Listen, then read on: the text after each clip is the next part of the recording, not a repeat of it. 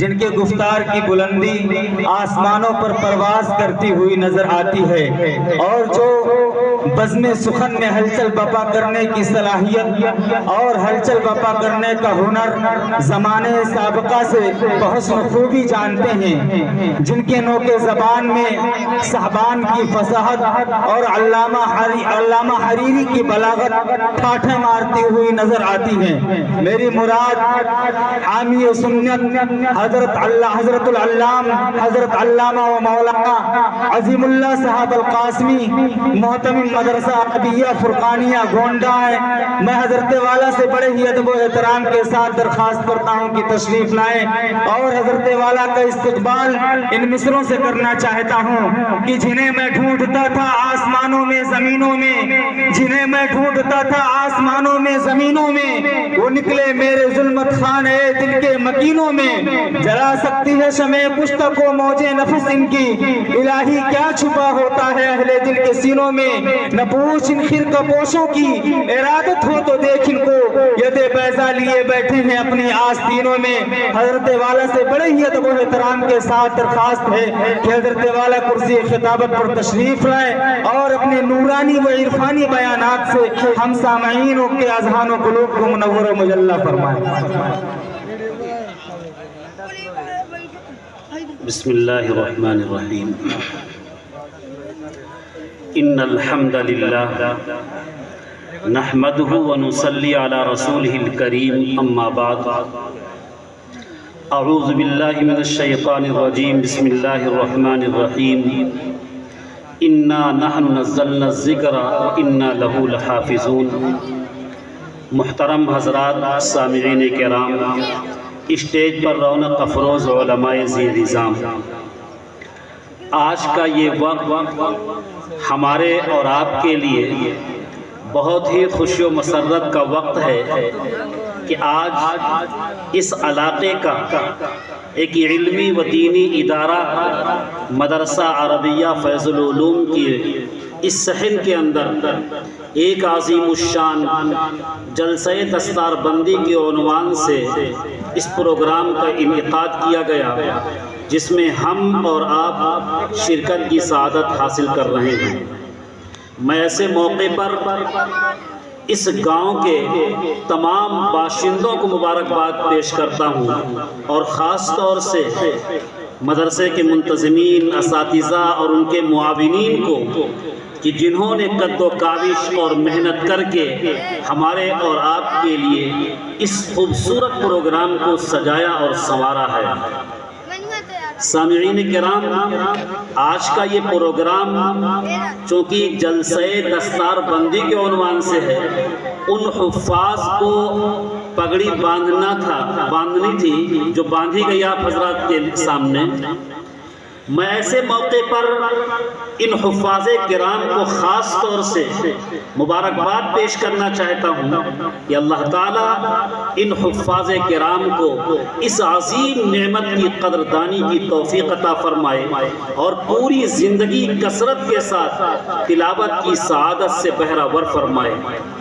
اور میں خاص طور سے ان کے والدین کو بھی مبارکباد دینا چاہتا ہوں کہ جنہوں نے اس اقتصادیات کے زمانے میں جب لوگوں کے دل و دماغ کے اندر ہر وقت دنیا کی ترقی، دنیا کی خوشحالی، دنیا ہی کی فلاح و بہبودی ہر وقت سوتے جاگتے اٹھتے بیٹھتے دل و دماغ میں راسخ ہے کہ ہمارا مکان اچھا ہو، ہماری دکان اچھی ہو، ہمیں شہرت ملے، ہمیں عہدہ ملے، غرضے کی انہی چیزوں میں ہم اور آپ لگے ہوئے ہیں۔ ایسے موقع پر ان کے والدین نے مدرسے میں داخل کر کے ان کو حفظ کرنے کا موقع فراہم کیا۔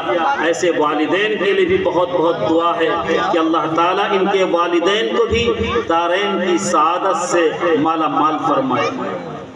اور میں مبارکباد پیش کرنا چاہتا ہوں اس مدرسے کے منتظمین کو بھی، اساتذہ کرام کو بھی اور اس کے معاونین کو بھی کہ جنہوں نے محنت، کوشش اور دوڑ دھوپ کر کے ان کو موقع فراہم کیا کہ یہ حافظ قرآن ہو سکے۔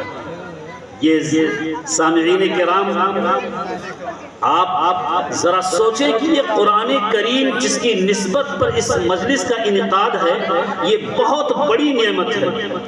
اور یہ نعمت اتنی بڑی ہے کہ اگر ہم غور کریں کہ اللہ تعالیٰ نے اس کائنات کے اندر انسانوں کی فلاح و بہبودی کے لیے، انسانوں کو ضلالت و گمراہی سے نجات دلانے کے لیے دو چیزوں کا سلسلہ جاری فرمایا ہے۔ ایک پیغمبروں کا سلسلہ جاری فرمایا، دوسرے صحیفوں اور کتابوں کا سلسلہ جاری فرمایا۔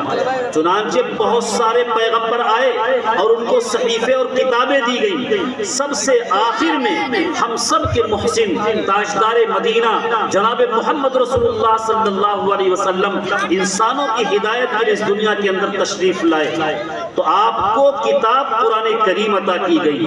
جس طریقے سے آپ سارے نبیوں کے سردار، سارے نبیوں میں ممتاز، سارے نبیوں سے افضل اور اعلیٰ ہیں، ایسے ہی آپ کو جو کتاب دی گئی وہ کتاب بھی ساری کتابوں سے افضل اور برتر ہے۔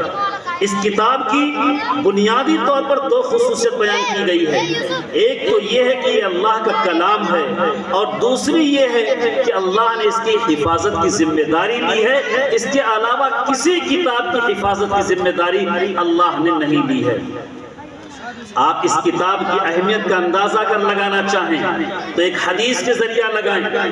حدیث کے اندر ہے کہ ان اللہ تبارک و تعالی قرأ طٰہ و یاسین قبل ان یخلق السماوات والارض بألف عام، کہ اللہ تعالیٰ نے سورہ طٰہ اور سورہ یاسین کو زمین اور آسمان کے پیدا کرنے سے 1000 سال پہلے اس کو پڑھا۔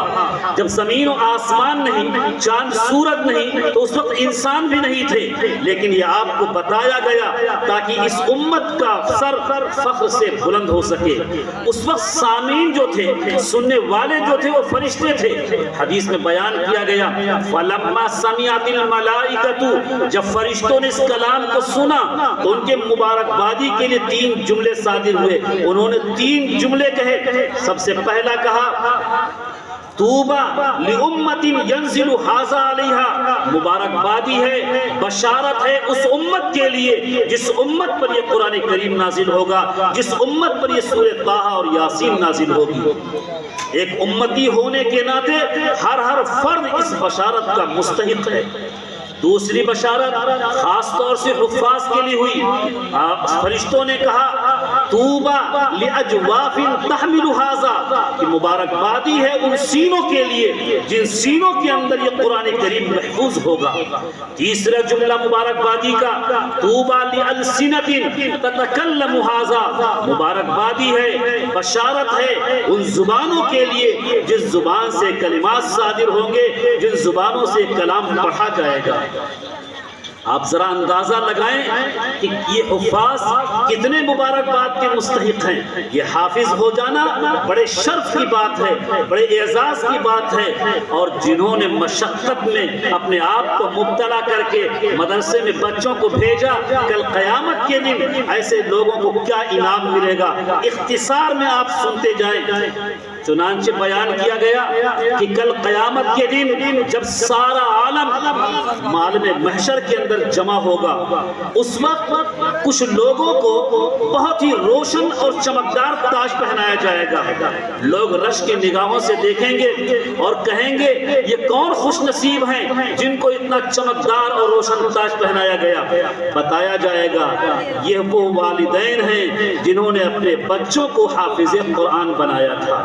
آپ ذرا سوچیں، دنیا کے اندر کسی بادشاہ کی تاج پوشی کی جاتی ہے تو چند سربراہ آ گئے اور اس بادشاہ کی تاج پوشی کر دی گئی۔ کوئی بہت بڑا سربراہ ہے تو پھر دیگر ممالک کے چند لوگ آ گئے اور اس بادشاہ کی تاج پوشی کر دی گئی۔ لیکن یہ حفاظ کے والدین کو عالم محشر میں، جس میں حضرت آدم علیہ السلام سے لے کر کے قیامت تک آنے والے تمام کے تمام انسان موجود ہوں گے، اور تاج اللہ پہنائے گا اتنا روشن، اس سورج سے کہیں زیادہ روشن ہوگا۔ ذرا سوچیں کتنے فخر کی بات ہوگی۔ اور حافظ قرآن جنہوں نے قرآن کریم حفظ کیا، ان کا کیا مقام؟ ان سے تو کہا جائے گا اقرا ورتقی، تو پڑھتا جا اور چڑھتا جا، جہاں تیری آخری آیت ہوگی وہی تیرا آخری مقام ہوگا۔ حدیث میں حفاظ کرام کا مقام بیان کیا گیا ہے. آپ اس حدیث کو سنیں اور حفاظ کا مقام سمجھیں. حدیث میں کہا گیا کہ فی الجنت نہر، کہ جنت میں ایک نہر ہے، یقال لہ الریان، جسے ریان کہا جاتا ہے، علیہ مدینۃ من مرجان، اور اس پر مرجان سے بنا ہوا ایک شہر ہے، لہا 70,000 باب، اس کے 70,000 دروازے ہیں. یہ کس کے لیے سجایا گیا؟ یہ کس کے لیے بنایا گیا؟ لحامل القرآن، حافظ قرآن کے لیے ہے، عاملین قرآن کے لیے ہے، حاملین قرآن کے لیے ہے. ذرا اندازہ لگائیں کہ کتنا کیا مقام ہوگا حفاظ کرام کا. تو ایسے موقع پر، اور ساتھ ہی ساتھ ایک حدیث اور آپ سنیں، کل قیامت کا دن جب ہوگا، عالم محشر قائم، فیصلے ہو جائیں گے کہ جنتی جنت میں، جہنمی جہنم میں. اس وقت بالفرض جس پر جہنم واجب ہو چکی، اگر مان لیا جائے کہ پوری دنیا اور دنیا کی نعمت اس کو دے دی جائے، تب بھی وہ جہنم سے خلاصی نہیں پا سکتا ہے. لیکن اللہ ایسے حفاظ کو کہیں گے کہ تم ایسے 10 لوگوں کی سفارش کر سکتے ہو جن پر جہنم واجب ہو چکی ہے.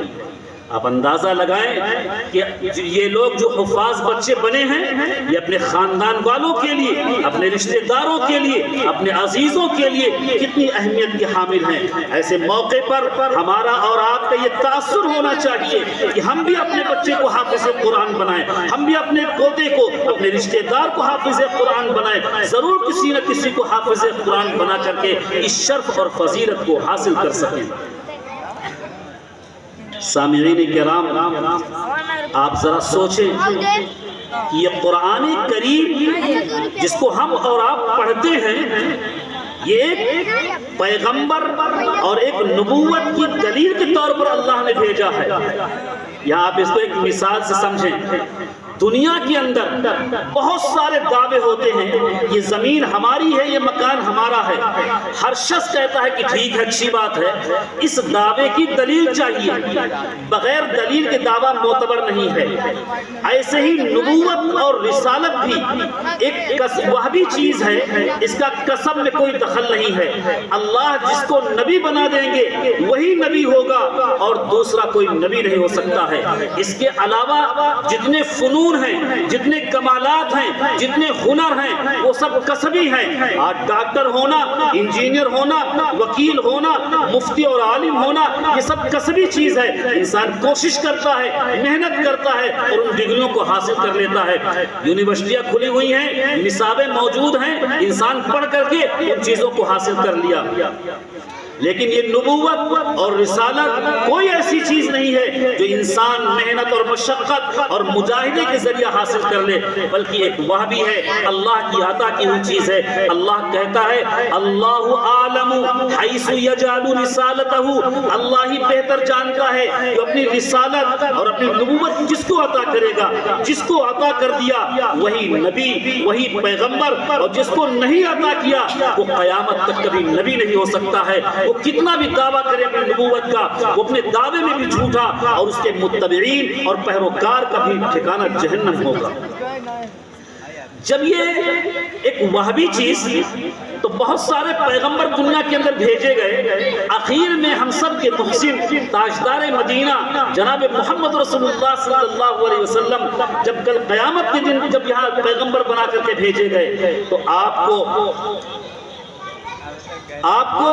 نبوت اور رسالت عطا کی گئی. تو آپ کو کہا گیا کہ جاؤ قوم میں دعوت دو اور بتاؤ کہ میں پیغمبر ہوں. ہر پیغمبر آتا ہے اور دعوت دیا، انی لکم رسول امین، کہ میں تمہارے درمیان رسول ہوں، امانت دار ہوں. اب اس دعوے کی ضرورت تھی دلیل کی. اللہ تعالیٰ نے آپ صلی اللہ علیہ وسلم کو قرآن کریم جیسی عظیم کتاب عطا کی اور بتا دیا کہ یہ آپ کے پیغمبری اور رسالت کی یہ دلیل ہے. جس طریقے سے آپ سارے عالم کے لیے پیغمبر، قیامت تک کے لیے پیغمبر، اسی طریقے سے جو آپ کو معجزے کے طور پر، دلیل کے طور پر قرآن کریم عطا کیا گیا، یہ بھی قیامت تک کے لیے باقی رہنے والی ہے. اسی وجہ سے اللہ نے کہا اِنَّا نَحْنُ نَزَّلْنَا الذِّكْرَ وَإِنَّا لَهُ لَحَافِظُونَ، کہ بے شک ہم نے قرآن کریم کو نازل کیا ہے اور ہم اس کی حفاظت کرنے والے ہیں. حفاظت کا مقصد یہ نہیں کہ لائبریری میں رکھ دیا جائے گا، کتب خانوں میں سجا دیا جائے گا، نہیں، بلکہ الفاظ کی حفاظت کے لیے اللہ نے ان سینوں کو منتخب کیا اور چھوٹے چھوٹے معصوم بچوں کے سینے کو منتخب کیا اور اس کے اندر قرآن کریم کے الفاظ کو محفوظ کر دیا۔ معنی کی حفاظت کے لیے اللہ نے علماء کے طبقے کو کھڑا کیا اور لب و لہجہ اور صحت مخارج کے طبقے کو، صحت مخارج کی حفاظت کے لیے اللہ تعالیٰ نے مجودین اور قراء کو پیدا کیا۔ اس طریقے سے اللہ اس کی حفاظت کر رہا ہے۔ ایک بات بنیادی طور پر جان لیں کہ اللہ کہہ رہا ہے اِنَّا نَحْنُ نَزَّلْنَا الذِّكْرَ وَإِنَّا لَهُ لَحَافِظُونَ، کہ بے شک ہم نے قرآن کریم کو نازل کیا ہے اور ہم اس کی حفاظت کرنے والے ہیں۔ وعدہ تو قرآن کی حفاظت کا ہے، لیکن جو لوگ قرآن سے وابستہ ہو گئے، چاہے وہ مدارس ہو، مکاتب ہوں، علماء ہوں، حفاظ ہوں، جو بھی اس سے وابستہ ہو گیا، اس حفاظت کے ضمن میں اللہ کی ذات سے امید ہے کہ اللہ قیامت تک ان مدرسوں کی، حفاظ کی، علماء کی، سب کی اللہ حفاظت کرتا رہے گا۔ لیکن ایک بات اور سمجھنے کی ہے کہ اس کی حفاظت اسی وقت ہوگی جب ہم اس سے وابستہ رہیں گے، ہم اس سے جڑے رہیں گے۔ آپ ایک مثال سے سمجھیں، گھروں کے اندر ایک سیف الماری ہوتی ہے، ہم اس کو ایسے ہی نہیں چھوڑ دیتے بلکہ گھر کے اندر کمرے میں رکھتے ہیں، تالا لگا کے رکھتے ہیں۔ کیوں؟ اس لیے نہیں کہ وہ لوہے کی ہے، بلکہ اس لیے کہ اس کے اندر ہم نے روپیے اور پیسے جمع کر رکھے ہیں، اس کے اندر ہم نے سونے اور چاندی اور ہیرے جواہرات رکھ رکھے ہیں، اس واسطے اس کی ہم حفاظت کرتے ہیں۔ اور اگر اس کے اندر یہ ساری چیزیں نہیں ہیں تو ہمارے ذہن پر اس کی حفاظت کی کوئی خاص فکر نہیں ہوگی۔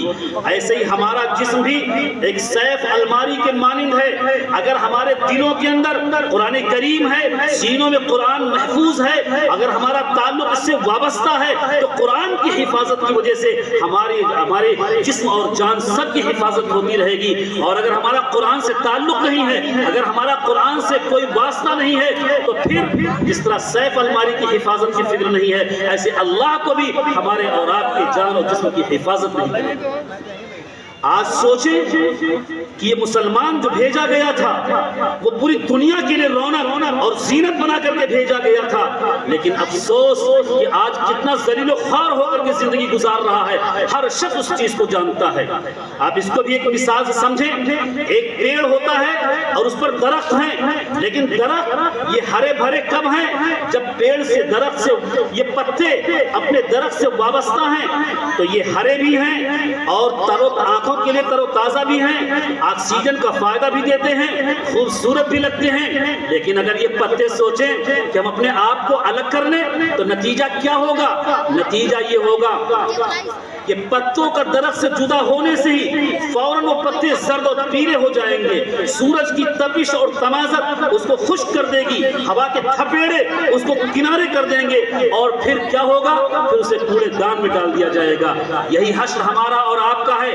اگر ہم قرآن کریم کتنے بھی گنہگار ہیں، لیکن اگر قرآن کریم سے جوڑے رکھے اپنے آپ کو، قرآن کریم سے وابستہ رکھا اپنے آپ کو، تو پھر ہم پوری دنیا کے لیے رونق اور زینت ہوں گے۔ اور اگر ہم نے قرآن کریم سے اپنا تعلق چھوڑ دیا تو جو حشر اس پتے کا ہو رہا ہے کہ کوڑے دان میں ڈال دیا جاتا ہے، ایسے ہی ہمارا بھی حشر ہوگا۔ ذرا سوچو، ذرا غور کرو کہ وہ محسن، اتنا محبوب پیغمبر ہم سب پائے ہیں جو ہر وقت ہمارے اور آپ کے لیے روتے رہے، گلگلاتے رہے، اللہ سے دعا مانگتے رہے اور ہر وقت آنسو بہاتے رہے، امتی امتی کی تسبیح پڑھتے رہے تاکہ میری امت کا ہر فرد کس طریقے سے ضلالت و گمراہی سے بچ کر کے صحیح راستے پر چلنے والے ہو جائیں۔ کہیں اس کے لیے آپ کو گالیاں دی گئی، آپ کو ساحر کہا گیا، آپ کو مجنون کہا گیا، آپ پر نجاستیں ڈالی گئی، لیکن ساری مصیبتوں کو آپ نے برداشت کیا۔ ذرا سوچو ایسے محسن پیغمبر کو ہم کیا منہ دکھائیں گے اگر محسن نے ہمارے اور آپ کے خلاف کل قرآن کریم ہمارے اور آپ کے خلاف اللہ سے شکایت کریں گے۔ قرآن کہتا ہے کہ اللہ کے نبی کہیں گے یا ربی ان قوم اتخذوا هذا القرآن مہجورا، اے میرے پروردگار بے شک میری قوم نے اس قرآن کو چھوڑ دیا تھا۔ یہ آیت تو نازل ہوئی ہے ان لوگوں کے لیے جو قرآن کے منکر ہیں، قرآن پر پر ایمان نہیں رکھتے ہیں، لیکن جو لوگ مانتے ہیں لیکن قرآن کی تلاوت نہیں کرتے، قرآن کے احکام پر عمل نہیں کرتے، قرآن کے معنی پر غور نہیں کرتے، قرآن سے کوئی تعلق اور واسطہ نہیں ہے، وہ بھی اس کے مصداق ہیں، جو کہ حدیث کے اندر بیان کیا گیا، من تعلم القرآن وعلق مصحفہ، جس نے قرآن کو سیکھا اور اس کو غلاف میں باندھ کر کے رکھ دیا، لم یتعہدہ، اور اس کی تلاوت کا اہتمام نہیں کیا، ولم ينظر فیہ، اور اس میں غور و فکر نہیں کیا، جاء یوم القیامت متعلقا بہ، کل قیامت کے دن آئے گا اس حال میں کہ قرآن اس کے گردن میں لٹکا ہوا ہوگا، اور قرآن اللہ سے شکایت کرے گا، یا ربی، اے میرے پروردگار، ان عبدک، بے شک تمہارے بندے نے اتخذنی مہجورا، مجھے چھوڑ دیا تھا، فاقضی بینی و بینہ، بس میرے اور اس کے درمیان فیصلہ کر دیجیے۔ اس لیے ضرورت ہے کہ ہم اپنے آپ کو قرآن کریم سے وابستہ کریں، جوڑیں۔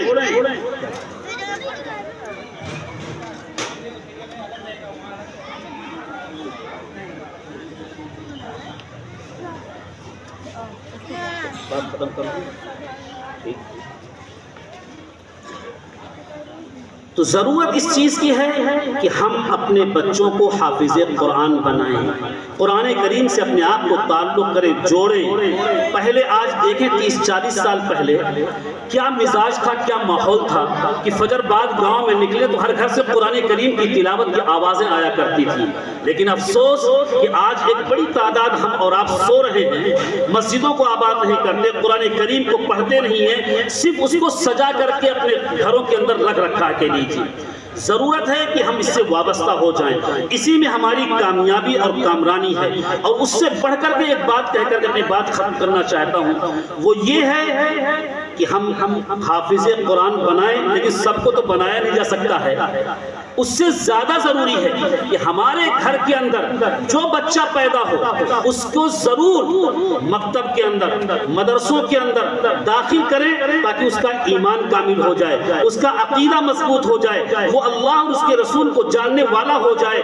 ان چیزوں کو اگر ہم کریں گے تو ہماری نسلیں کامیاب ہوں گی، ہماری ذریتیں کامیاب ہوں گی۔ اور اگر ہم نے اس چیز کا اہتمام نہیں کیا، اپنے گھر میں پیدا ہونے والے بچے کو لے جا کر کے دوسری جگہ دوسرے اسکولوں کے اندر پہنچا دیا جہاں اس چیز کی تعلیم نہیں ہے کہ اللہ کون ہے، اس کے رسول کون ہے، جو جانتا نہیں ہے کہ کل قیامت کے دن ہمیں جواب دینا ہے، آخرت میں کیا ہوگا، تو پھر ہم اپنی نسلوں سے محروم ہو جائیں گے۔ اس لیے کوشش کریں اس بات کی کہ اپنے بولنے والے بچے، پڑھنے کے لائق بچے کو ضرور بھی ضرور مکتب میں داخل کرائیں، مدرسوں میں داخل کرائیں، تاکہ پہلے وہ اللہ کو پہچان سکے اور رسول اللہ کو پہچان سکے، اس کا عقیدہ مضبوط ہو جائے، وہ بچہ جان تو پائے کہ اللہ ایک ہے، وہی ہمارا خالق ہے، وہی مالک ہے، وہی رازق ہے، وہی معبود ہے، وہی مسجود ہے، وہی بگڑی بنانے والا ہے، وہی مشکل کشا ہے۔ ان الحکم الا للہ، اس کائنات کے اندر اگر کوئی حکم چلے گا تو صرف اللہ کا چلے گا۔ وَلِلَّهِ الْمَشْرِقُ وَالْمَغْرِبُ، وہی مشرق اور مغرب کا مالک ہے۔ وَتُعِزُّ مَن تَشَاءُ وَتُذِلُّ مَن تَشَاءُ، وہ جسے چاہتا ہے عزت دیتا ہے، جسے چاہتا ہے ذلیل کرتا ہے۔ يَبْسُطُ الرِّزْقَ لِمَن يَشَاءُ وَيَقْدِرُ، جس کا چاہتا ہے روزی تنگ کرتا ہے، جس کا چاہتا ہے کشادہ کر دیتا ہے۔ یہ ساری چیزیں بندہ اسی وقت جان پائے گا جب ہم مکتب کے اندر بچے کو داخل کریں گے، اور پھر یہاں سے نکلنے کے بعد اب اس کو ڈاکٹر، انجینئر کچھ بھی بنائیں، لیکن وہ پہلے مسلمان ہوگا، وکیل بعد میں ہوگا، پہلے مسلمان ہوگا، انجینئر بعد میں ہوگا۔ آج جو ہمارے دشمن ہیں وہ ہمارے صرف اس لیے نہیں کہ ہمارے پاس بہت جائیداد اور بلڈنگ ہے، صرف اس لیے دشمن ہیں، جانتے ہیں کہ دنیا کی سب سے قیمتی چیز ان کے پاس ایمان موجود ہے، اس کو سلب کیسے کیا جائے۔